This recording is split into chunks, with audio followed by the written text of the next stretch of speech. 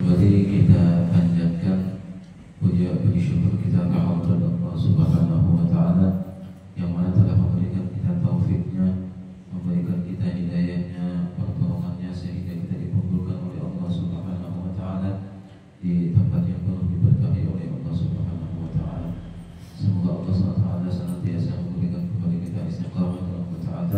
Amin ya rabbal alamin. Salawat dan salam tak lupa pula kita haturkan kepada junjungan kita, habibat kita baginda Rasulullah sallallahu alaihi wasallam, kepada istri-istri beliau, zuriat beliau, pengikut sejak hingga akhir zaman.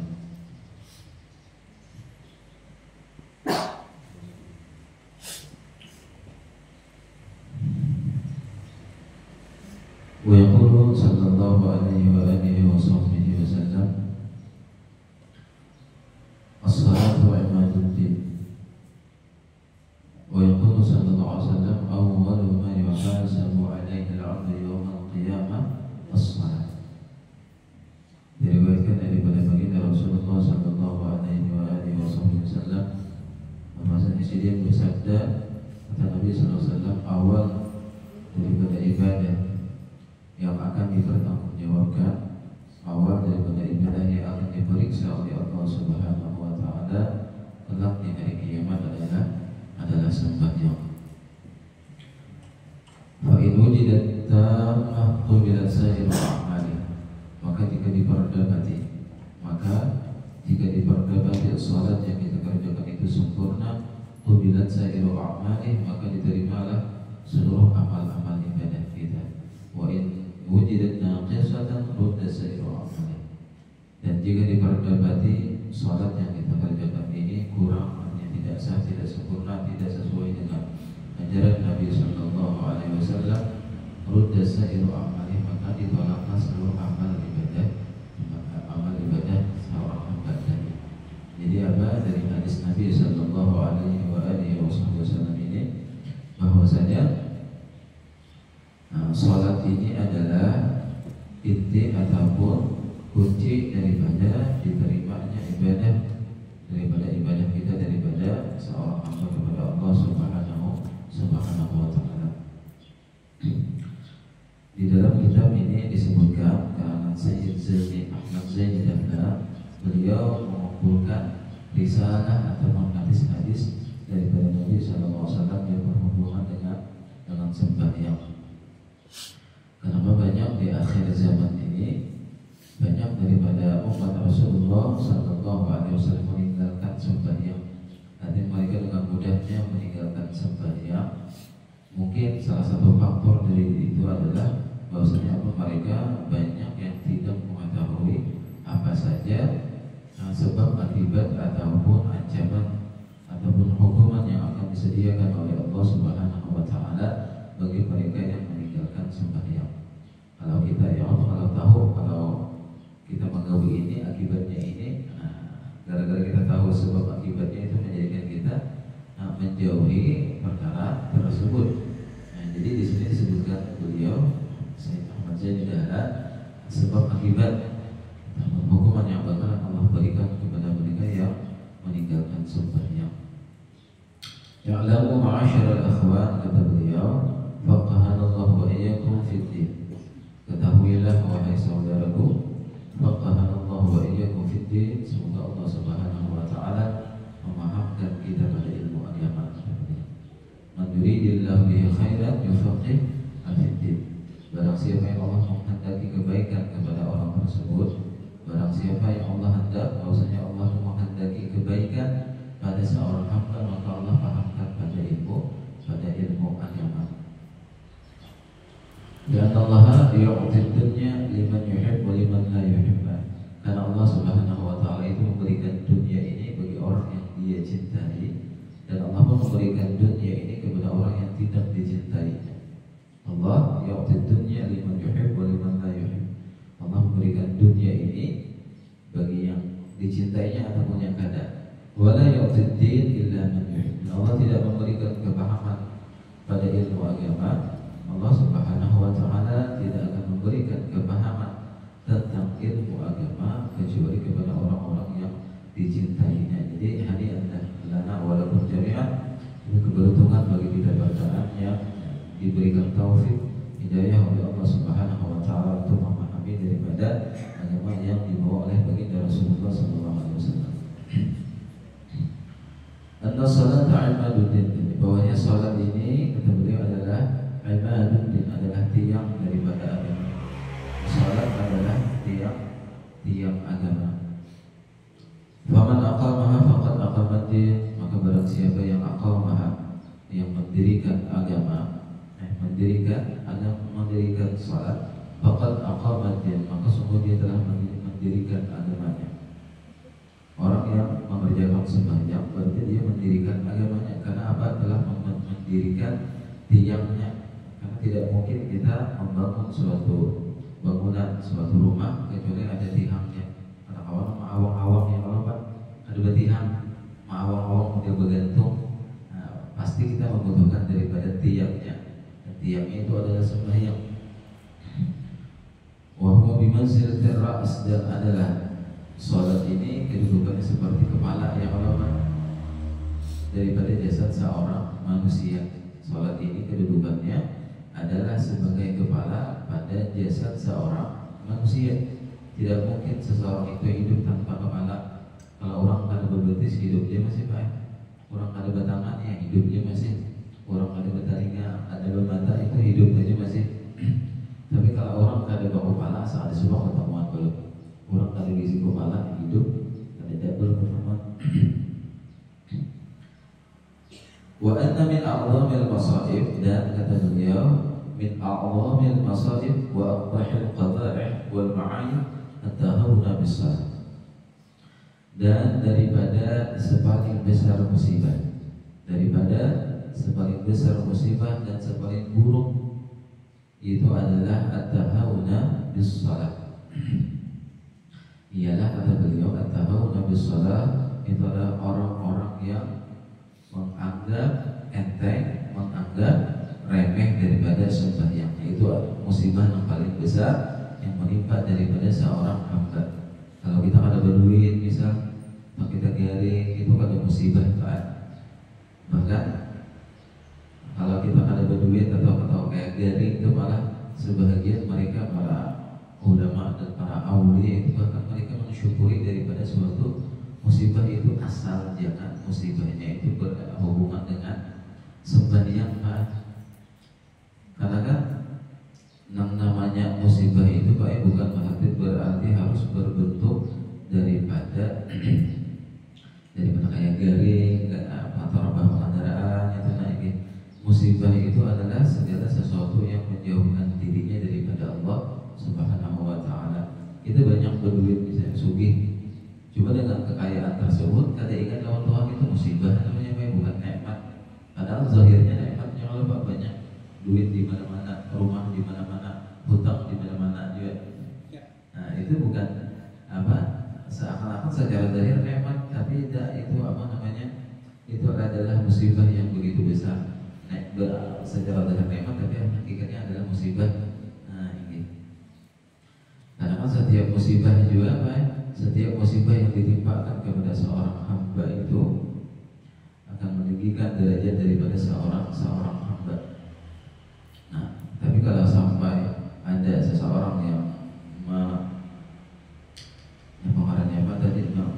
meremehkan atau menganggap enteng daripada sembahyang, nah ini adalah musibah yang paling besar. Alladzina yukhrijuna as-salata an awqatiha, itu orang-orang yang mengeluarkan waktu sembahyang daripada waktunya. Itu sembahyang apa? Sembahyang zuhur tanpa asar, sembahyang asar tanpa maghrib tanpa isya. Ini adalah orang-orang yang mendapatkan musibah yang paling besar. Wa tadyi al-jumu'ati wal jama'at, dan termasuk juga orang-orang yang mendapatkan musibah yang paling besar, orang yang menyia-nyiakan salat Jumat dan salat berjamaah. Allati rafa'allahu biha darajat, yang mana Allah meninggikan dengan sebab salat berjamaah dan salat Jumat tadi akan derajat daripada seorang hamba. Wa kaffara biha sayi'at, dan menebus daripada dosa-dosa daripada seorang hamba. Wa ta'abbada biha ahlul ardi was samawat, yang mana dengan salat tadi beribadahlah penduduk langit dan bumi. Penduduk langit dan bumi. Ada daripada beberapa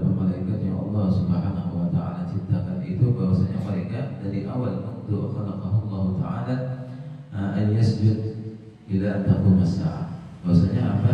Ada daripada golongan malaikat itu yang diciptakan mulai awal diciptakan itu ada yang berdiri, ada yang sujud, ada yang rukuk. Nah apa? Sampai hari kiamat Pak. Nah itu gerakan sholat ibadahnya lawan Allah Taala. Coba kita umatnya Rasulullah Sallallahu Alaihi Wasallam ini diberikan kemuliaan yang besar kepada kita. Kita gerakan sholatnya itu lengkap, ada sujud, ada rukuk, pada taat. Dan mana yang 5 waktu yang Allah fardukan kepada kita ini adalah hadiah yang terbesar yang Allah berikan kepada Nabi Muhammad Sallallahu Alaihi Wasallam. Segala ibadah itu melewati Sayyidina Jibril. Seluruh ibadah yang kita kerjakan itu lewat Sayyidina Jibril, kecuali sembahyang ini. Maka apa? Allah langsung saking besarnya atau agungnya sholat ini, maka Allah Ta'ala langsung memberikannya kepada Nabi kita Nabi Muhammad Sallallahu Alaihi Wasallam, yang mana dulunya 50 waktu malah menjadi apa? Menjadi 5 waktu hanya lagi ini berkat Nabi Musa alaihi salatu wassalam. Artinya beliau yang menyuruh minta keringanan. Artinya Nabi Musa minta keringanan lawan Allah Ta'ala. Umatnya piannya wahai Rasulullah halus awak. Umat Nabi Musa itu gara-gara apa? Ada dirinya kayak kita ini. Nah itu mereka ada sampai 5 waktu juga tuh. Sebagai bahasa beberapa waktu aja dari pedang 5 ini naik Muhammad Rasulullah full diberi 5 jenis sembahyang 5 waktu ini. Nah jadi berkat Nabi Musa lah kita mendapatkan keringanan sholat 5 waktu. Seandainya 50 waktu baik apa nih? Seandainya 50 waktu tuh kayaknya hampir pertama kaum baik. Namun teman-teman ada yang lama 50 waktu nih. Ini wajib kau mundur apa ini kan sanggup ini. Nah, jadi alhamdulillah Allah Subhanahu wa taala mudah-mudahan menjadikan kita orang-orang yang senantiasa mendirikan salat ini, amin ya rabbal alamin. Wa ma yatruku sholata wa tulhi anha dunyahu illa man sabaqat syaqwatuh. Ada beliau, tidaklah orang itu meninggalkan sembahyang, tidaklah seseorang mukmin itu meninggalkan sembahyang dan mengeluarkan daripada waktunya, melainkan itu adalah orang yang celaka. Melainkan itu adalah orang yang celaka. Wa an Ali bin Abi Thalib karramallahu wajhah sami'tu Rasulullah sallallahu alaihi wasallam yaqul, diriwayatkan daripada Sayyidina Ali bahwasanya baginda Rasulullah sallallahu alaihi wasallam bersabda, ya Nabi, ma min 'abdin mu'min, tidak ada daripada seorang hamba yang beriman yatrukus salat wa lam ya'tiha, meninggalkan sembahyang kemudian wala ya'tiha, dia tidak mengqadanya, dia tidak membayarnya. Apa ya Nabi? Illa kataballahu ala wajhi, melainkan Allah tulis atas dagingnya, hadza kharijun min rahmatillah, ini keluar daripada rahmat Allah Subhanahu wa taala. Kebahagiaan Allah mengeluarkan kita daripada rahmatnya. Tidak ada daripada seorang mukmin yatrukus salat, meninggalkan sembahyang, walam ya'tiha, dan dia tidak mengqadanya, illa kataballahu ala wajhi, melainkan apa Allah tulis pada keningnya, dahinya, pada jidatnya, hadza kharijun min rahmatillah, ini keluar daripada rahmat Allah Subhanahu wa taala. Fa'ana bari'un minhu, dan aku pun dia Nabi bari'un minhu, berlepas daripada seorang hamba yang meninggalkan salat tadi. Tapi di sini kan dikatakan walam ya'tiha, ya apa? Wa idza taraka al-'abdu fardan wahidan, dan apabila kata Nabi sallallahu alaihi wasallam taraka al-'abdu, meninggalkan oleh seorang hamba fardan wahidan, akan satu fardu aja baik, kutiba ismuhu ala babin nar, ditulis ngarannya tadi di pintu neraka. Satu fardu daripada seorang hamba meninggalkan sembahyang, maka ditulis apa ngarannya di pintu neraka. Ini misalnya orang hidup 50 tahun ada sebuah sembahyang, ibaratnya cakap pintu neraka itu harus hibak semua ngaran sidin aja di pintu neraka itu. Apa satu fardu aja, satu kefarduan yang ditinggalkan sidin, itu apa nama sidin, ngaran sidin ditulis di tihang atau di pintu neraka. Nah, berapa tahun hidup bisa ada surah sembahyang ini hibab ibaratnya ternyata halus ngarang surga gak dalam apa yang Allah ada terbayangkan tuh di seandainya itu maknanya dia tuh hibab ngarang sendiri aja itu ngarangnya. Jadi kayak apa caranya untuk menghapus nama kita yang tertulis di pintu neraka tadi nih? Namun nyata tulis di situ berarti kan otomatis ada potensi ada alamat dosanya masuk ke dalam neraka. Jadi apa dengan apa tadi? Karena dia Nabi walam ya'tiha tadi baik. Apa ada membayarnya, ada mengqadanya. Karena kan kita ini seorang hamba ini punya masing-masing punya masa lalu, yang apa? Mungkin dari artinya belum dapat hidayah, masih macar bahasanya, senengin dulu kan. Nah, iya kita ingat tangannya itu berapa tahun kita bahari itu ada sembahyang yang Allah kan kita qadha baik kita bayar. Nah, ini nang ditulis tadi orang-orang nang ada mengqadanya baik ada membayar nang Allah Ta'ala berlepas daripadanya tadi itu nah. Tapi kalau kita dapat hidayah alhamdulillah kita punya tekad bulat, punya niat besar untuk membayar mengqadha hutang-hutang yang terdahulu tunai ini. Nah, itu jangan sampai kita mengqadha daripada sholat kita. Nah, di akhir zaman ini banyak mereka yang meninggalkan sembahyang dengan mudahnya tunai ini baik. Tidak ada daripada seorang mukmin meninggalkan salat walam ya'tiha dan dia tidak mengqadanya melainkan Allah tulis di keningnya hadza kharijun min rahmatillah, ini keluar daripada rahmat Allah Subhanahu wa taala. Yang mana Allah Taala berfirman di surah Al-A'raf itu rahmati wasi'at kulli syai' wa rahmati wasi'at kulli syai'. Allah Taala rahmatku itu meliputi daripada segala sesuatu Pak. Sesuatu apapun itu meliputi, Allah liputi dengan rahmatnya. Sama-sama uji iblis apa? Ana min dzalika syai'. Aku termasuk daripada sesuatu tersebut. Diceritakan iblis itu baik pernah hendak taubat lawan Allah Ta'ala. Iblis pernah hendak taubat lawan Allah Ta'ala. Datang kepada Nabi Musa alaihi salatu wassalam, wahai Nabi Musa, aku hendak bertobat lawan Allah Ta'ala. Apakah ada tobatnya? Mendengar daripada si iblis. Jadi Nabi Musa pun sangat bahagia. Nah, apa tanyakan kepada Allah Ta'ala, apakah ada artinya pintu tobat saya ketika wahai iblis? Kata Allah Ta'ala ada. Sampaikan kepada iblis kalau hendak tobat cukup apa? Cukup datang ke mana Pak? Datang ke kuburnya Nabi Adam. Mana pada zaman iblis wahai Nabi Musa bila hendak bertobat dia datangi kubur Nabi Adam, sujud di situ. Kemudian Nabi Musa mendengar syarat yang begitu mudah nih, Allah Pak nyaman benar syaratnya. Artinya iblis ini dosanya diampuni pada namun sujud di kubur Nabi Adam. Kemudianlah datanglah iblis, Nabi Musa bertamuan lawan iblis dipadahkan wahai iblis amal pihak hendak bertobat juga. Datang apa? Sujud datangi kubur Nabi Adam, sujud di situ. Uji iblis nama aku pas hidupnya ada aku sujud lawan Nabi Adam. Pas sujud aja aku ada aku sujud lawan Nabi Adam. Apalagi sudah meninggalnya ada aku. Karena hero yang begitu nah ada aku saking kerasnya hati dengan apa si iblis nih. Nah iblis tadi minta dikasih juga termasuk daripada rahmat Allah Ta'ala. Kenapa? Wa rahmati wasi'at kulli syai'. Rahmatku itu kata Allah Ta'ala meliputi segala sesuatu dan iblis pun termasuk daripada sesuatu tersebut. Bahkan yaqulul ulama ba'al musibatuka a'zam ya tarikas salat. Musibatuka a'zam min musibati iblis. Musibah yang kau dapatkan wahai orang-orang yang meninggalkan sembahyang itu lebih besar daripada musibahnya iblis. Musibatuka a'zam min musibati iblis. Limada? Lianna iblis aba an yasjuda li Adam. Karena iblis itu baiknya enggak ada hakun sujud lawan siapa Pak? Ada hakun sujud lawan Nabi Adam Pak. Iblis itu dilaknat dan dikutuk, dikeluarkan dari rahmat Allah Subhanahu wa taala karena ada hakun sujud lawan Nabi Adam. Ini sujud lawan Allah Ta'ala Pak. Tidak ada tempat sejengkal di langit itu dikatakan kecuali ini suah sujud si iblis nih. Saking banyaknya ibadah lawan Allah Ta'ala. Cuma yang ada hakun sujud lawan Nabi Adam. Ana khairun minhu, jadinya aku lebih baik daripada Nabi Adam.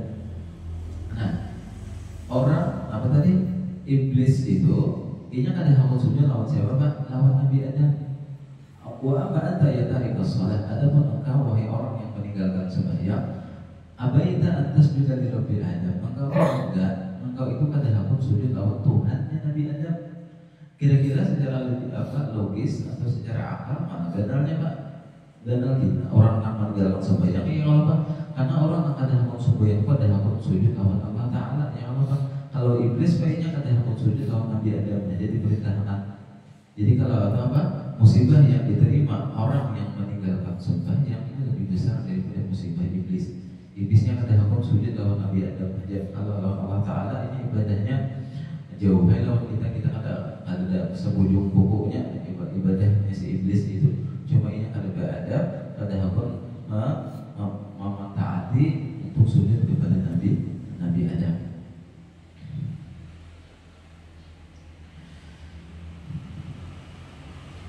Wa idza taraka al-'abdu fardan wahidan kutiba ismuhu ala babina. Diceritakan ada seorang perempuan di kota Arab itu, diceritakan bahwasanya ada seorang anak perempuan, ada seorang anak perempuan yang mana anak perempuan ini telah meninggal sebelum balik. Cuma anak bini tadi Bapak Ibu bahwasanya ini orang termasuk min ahli shalat, artinya sembahyang terus meninggal sebelum balik, dikuburkanlah di kuburan muslimin anak perempuan tadi. Setelah 2 tahun dikuburkan,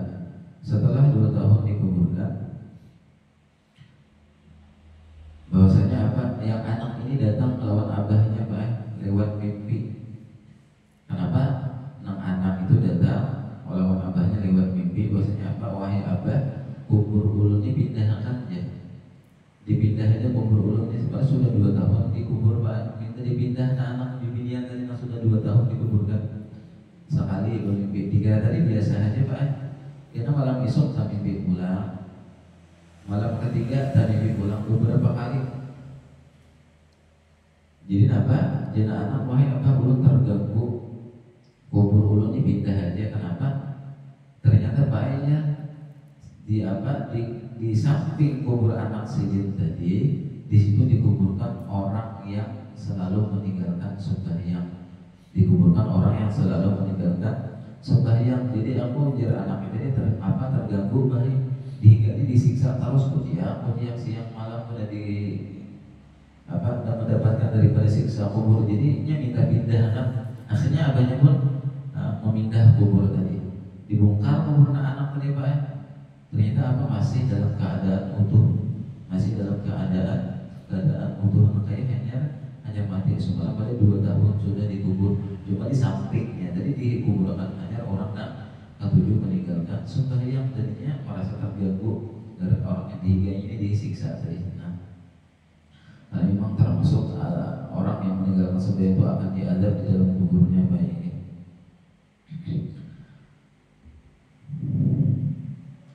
Nah, kemudian bahwasanya orang yang meninggalkan sholat itu adalah orang yang paling besar musibahnya daripada musibahnya si iblis daripada ini.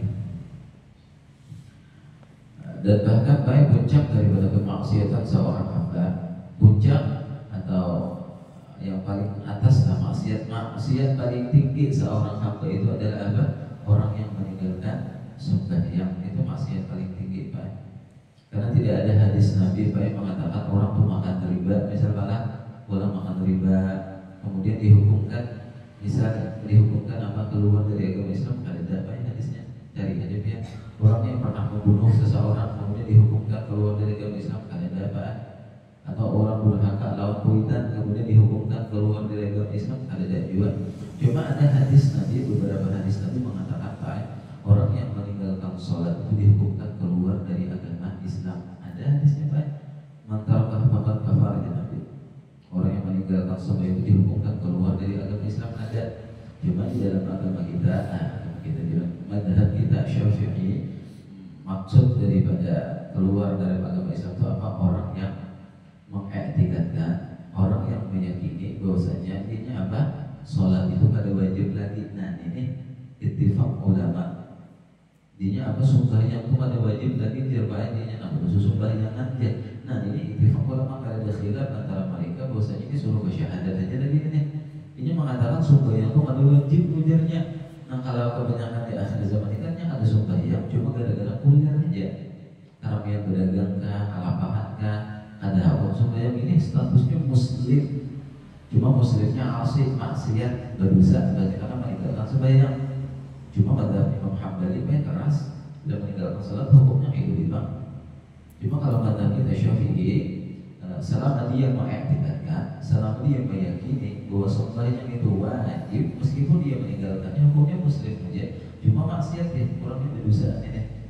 Nah, jadi apa? Orang yang tidak sembahyang itu diperselisihkan keislamannya daripada ulama. Jadi gak ada makan dosanya. Nah, jadi jangan sampai kita meninggalkan sembahyang. Nah, orang yang jadi tidak ada daripada dosa yang terbesar kata ulama itu kecuali orang yang meninggalkan sembahyang. Makanya bagaimanapun kata mereka dosa yang kita buat, misal ini itu masih banyak dosa yang kita kena waktu. Jangan pernah kita meninggalkan sembahyang. Kalau sudah meninggalkan sembahyang itu kita memutus hubungan kita dengan Allah Subhanahu wa taala. Banyak orang-orang terdahulu itu ada merampok, penjudi, penzina, tapi mereka tidak pernah meninggalkan sembahyang.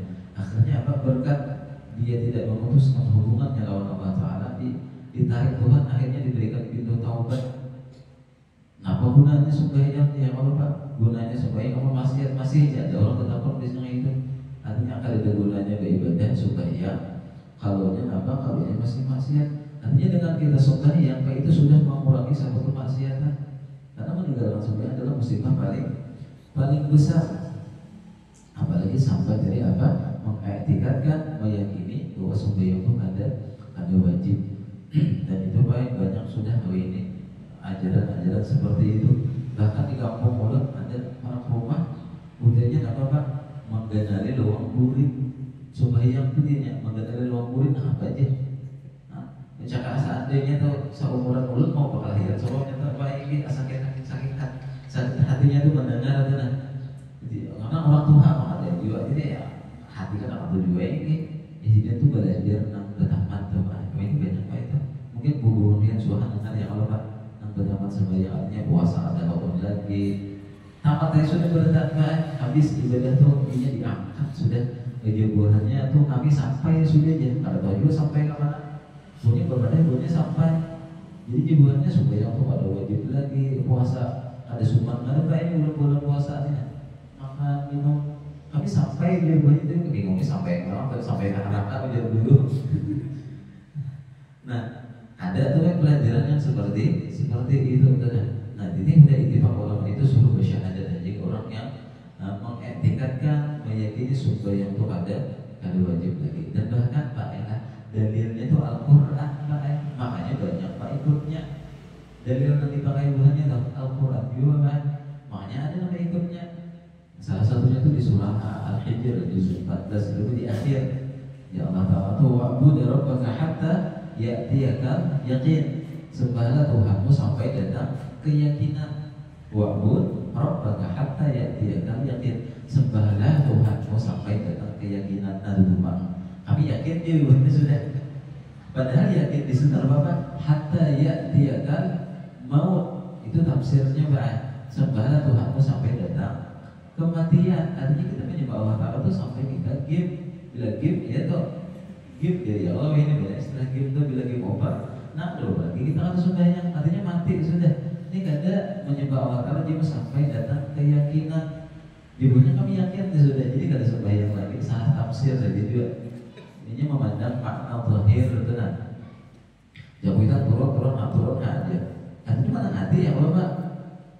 Ketika turun aja itu menyuruh tapi tahdid kayak menggerak. Artinya jangan turun pada rumah, bila turun pada rumah merasai itu jangan dipukul ibu kita.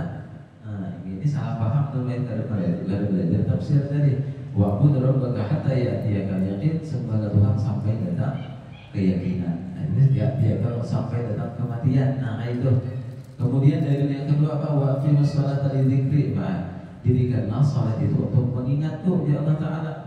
Jadi inti dari sembahyang itu apa Pak? Mengingat Pak. Jadi inti ibadah keseluruhan itu ujar-ujarnya ingat. Jadi jika ibadatnya cukup ingat ya sudah. Jadinya kayak berhakikat oleh Pak. Bayangkan sembahyang sudah sembahyang. Bayangkan puasa sudah puasa. Itu aja lagi syariat itu diangkat sudah katanya hakikatnya terus nih. Bila merasa ingat sudah sembahyang sudah bayangkan sembahyang zuhur. Cuma juga seandainya itu diamalkan di kehidupan keseharian nyaman benar Pak. Bayangkan yang kalau panasi panas, bayangkan di pada berpanggang hanya parut kayak dua jadi sudah. Kalau bertukar baras lagi ini kan, kalau nomor iwak lagi ya kalau Pak. Bayangkan begini sudah. Jadi bayangkan aja terus hakikat aja main. Ada usaha lagi lebih syariat neta. Cuma kalau mau bila nafas bayangannya ya bayangkan itu Pak. Jadi apa? Ada di mulut kayak dulu lagi.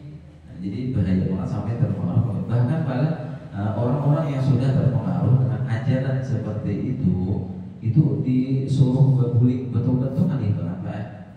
Lebih nyaman biar namanya betul-betul minum mabuk-mabukan, berjudi, makan riba, berzina itu lebih mudah untuk dikembalikan ke jalan Allah Taala. Karena apa? Karena hubungannya itu makanya dikatakan, banyak ini gawiannya salah Pak. Aku dia banyak dosa, aku nih berjudi, aku nih makan riba.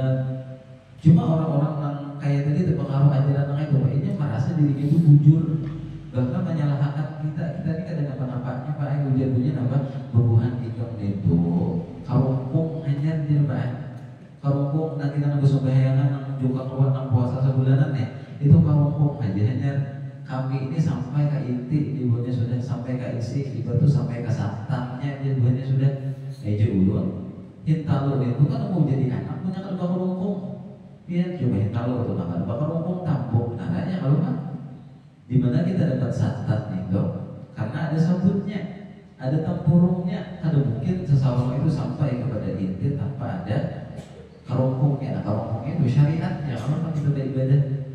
Nah jadi dibuatnya boleh kamu karumpung warak dibuatnya ayo kada bakal karumpung kada mau jadi isi tampung hintalo kayaknya dia mengharapkan hintalo kaca ya Allah Pak suruh bukti ayamnya mengharami akan bakal rumpungan kada mau jadi nyata tampung narat.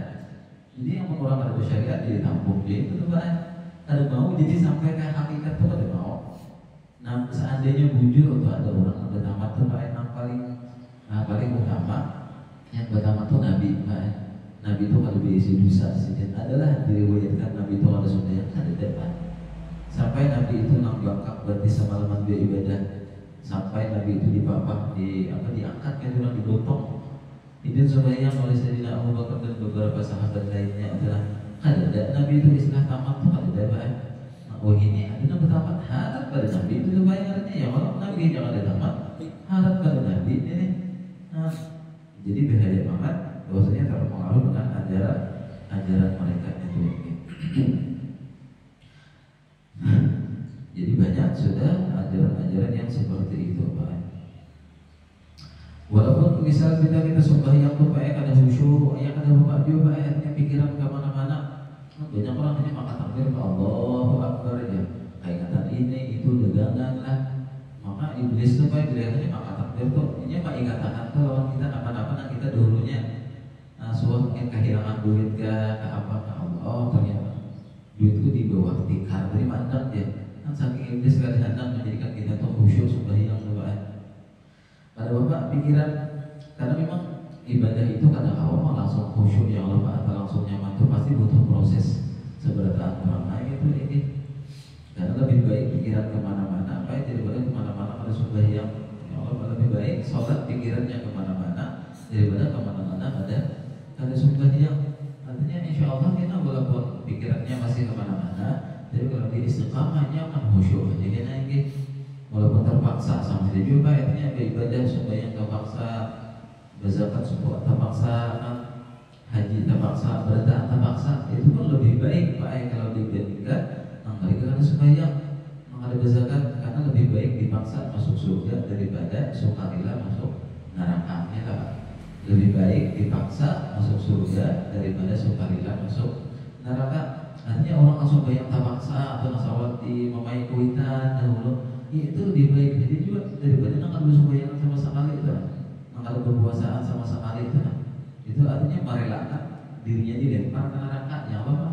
Menutup aurat, misal terpaksa jadi binian, misalnya bapak terpaksa, itu lebih baik daripada sukarela masuk ke dalam neraka. Jadi banyak tadi sudah ajaran Pak Inang diangkat dinya apa ibadah pada mau lagi.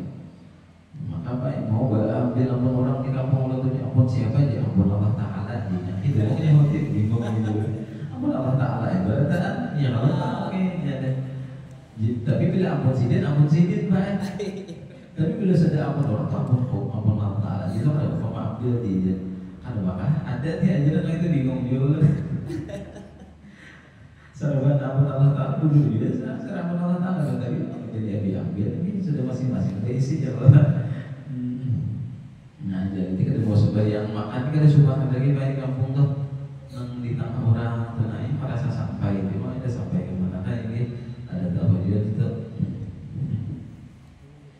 Nah untuk yang dari ini yang sampai terpengaruh terbaik ini. Bahkan baik ada perkataan Habib Muhammad bin Abdullah Al-Haddad, beliau mengatakan kata-katanya kasar maksud sedikit Pak udah sedikit sama Bapak. Aku itu jadi sedikit supaya lebih ampun guring dengan seekor anjing daripada guring atau sarumah dengan orang yang meninggalkan sembahyang. Kemudian Habib Muhammad bin Abdullah Al-Haddad. Kenapa dia sedikit? Amun aku guring lawan anjing, rahmat Allah Taala aja ada turun di rumah. Karena kan tidak ada anjing yang Bapak yang dikatakan malaikat rahmat itu pada turun ada di rumah. Tapi aku di sini guring lawan orang sarumah ada sembahyang yang meninggal sembahyang itu Pak, laknat Allah itu turun kepada rumah disebut dan anak juga. Nah ini jadi jangan sampai kita ada anak bini di rumah kalau itu apa kita garap kita bangun, jangan sampai itu ini, jangan sampai ada yang ada sembahyang di rumah kita. Kullukum ra'in wa kullukum mas'ulun an ra'iyati. Di Nabi kalian itu semuanya adalah pemimpin, maka setiap kepemimpinan itu akan dimintai pertanggungjawabannya ini.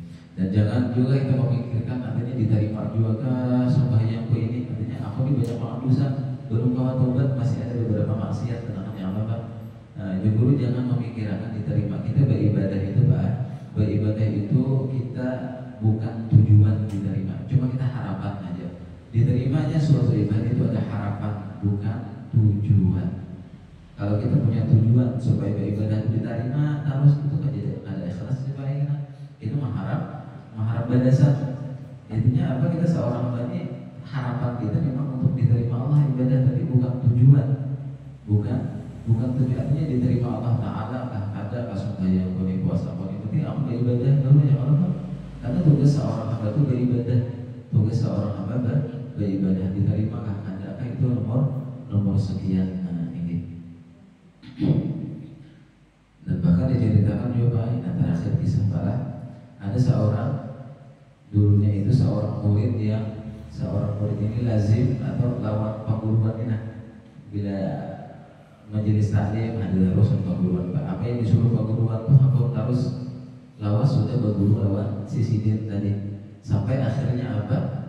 Si murid ini diangkat menjadi wali. Gara-gara apa? Gara-garanya taat lawan pengguruannya, guru mursyidnya bahasanya Allah lah. Nah, jadi si murid ini diwali gara-gara melazimi pengguruannya tadi. Suatu ketika si murid ini si murid ini melihat pengguruannya itu di lauh mahfuz dibukakan hijab oleh ternyata gurunya ahli neraka. Dibukakan di lauh mahfuz kan si murid ini diwali sudah ternyata gurunya ini min ahli nar. Jadi langsung main ubah si murid ini guruku yang selama ini kuupati ternyata daripada termasuk orang ahli neraka. Jadi murid ini ubah, disuruh perguruan ada hukum lagi, kemudian perguruan ada datang lagi, mau ubah 100% pokoknya si murid nih ada hukum lagi mendatangi perguruan tadi nih. Akhirnya ditabuni ya kan kamu berubah ini, kemudian ada datang lagi disuruh ada hukum lagi, setelah ditekankan artinya apa menjawab? Artinya orang guru minta tidak orang sekolah dibujuk dibukakan hijab oleh Allah Taala melihat ke lauhul mahfuz, pian ini ternyata ahli neraka. Jadi bahaya hati ya Allah. Itu di sebuah bulan ternyata melihat dibukakan Tuhan bulan ahli neraka ya Allah Pak ini. Ujar penggurunya apa Pak? Aku mulai dari saya tahu sudah di sini. Aku mulai dari sudah dibukakan hijab dinding oleh Allah Taala melihat ke lauhul mahfuz dan aku ini ahli neraka. Dan itu tidak mengubah daripada diriku udah sih. Aku tetap sembahyang, berzakat, puasa, tetap mengajar. Nah ini artinya gurunya ini Pak apa? Ikhlasnya nomor satu ya Allah Pak. Artinya si dia itu beribadah bukan karena surga ataupun karena neraka. Karena artinya dia aku nanti bahasa itu masa bodoh. Aku pada mau ke surga karena mau urusin neraka. Yang penting aku beribadah lawan Allah Taala. Jadi lawas-lawas itu sudah tahu. Nasi muridnya hanya tahu ubah lawan perguruan dari itu. Tapi diceritakan berselang beberapa kemudian si murid ini tak mimpi ulang dibukakan hijab kata gurunya apa diubah menjadi ahli surga. Karena kan ya Allahumma yasha'u wa yuthbit ya. Allah itu yang menghapus segala sesuatu yang di lauh mahfuz, wa yuthbit dan Allah yang menetapkan. Allah bisa mengubah apa yang ada di lauhul mahfuz. Nah akhirnya guru ternyata gurunya juga adalah ahli surga dan ahli. Nah itulah keikhlasan yang paling harap. Cuma kalau kebanyakan kita ya itu Bapak kita ini sarang apa diiming-imingi dulu bahasanya beribadah hanya hawat beribadah, diancam dulu hanya hawat beribadah. Ini kebanyakan kita orang-orang awam. Tapi itu pun sudah dikategorikan ulama ikhlas. Kalau orang beribadah hatinya sembahyang ya apa sembahyang anak masuk surga, apa sembahyang kamu masuk neraka, itu sudah ikhlas ya dijual. Cuma mudah-mudahan kalau kita sampai sampai bubuhannya yang Allah bilang ikhlas itu sama kepada karena Allah Taala. Nah ini sedang hebat. Nah ini Allah minta rila Allah Taala jika ada dalam penyampaian ulun kata-kata ulun yang kurang berkenan atau tidak pantas, sekali lagi ulun minta rila minta halal. Semoga Allah Subhanahu Wa Taala menjadikan kita orang yang senantiasa menjadikan sembahyang, dan semoga Allah Taala mengampuni dosa-dosa kita pada taat. Semoga Allah Taala mengumpulkan kita bersama para aulianya, wabil khusus